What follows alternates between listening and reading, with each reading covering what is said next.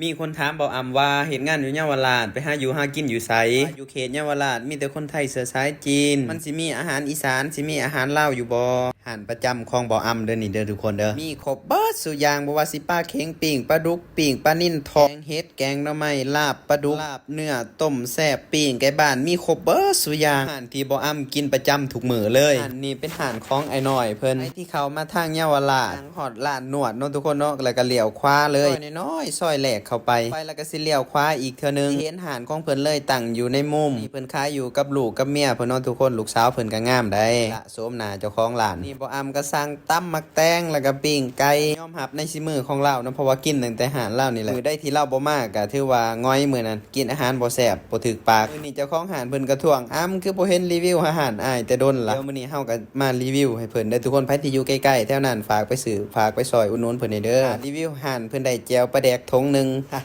หยอกเด้อไอ้หน่อยเด้อถ่ายหน่อยเห็นคลิปนี้เดี๋ยวรีวิวห่านให้เด้อใครที่เคยไปกินห่านเพิ่นแล้วก็ฝากคอมเมนต์บอกบ่อำนี่เด้อทุกคนเด้อสินาก็ฮู้ว่าแซ่บหรือบ่แซ่บบ่อำสดตำมักแตงกับปิ้งไก่เข้ากันคักปานหยังทุกคนเอ้ยเพราะว่าลูกค้าที่เขามาซื้อของในร้านข่อยก็ออกไปกินข้าวอยู่ร้านลาวหั่นแหละเป็นส่วนหลายเป็นคนแบบภาคอีสานหรือโซนอีสานทางเฮาได้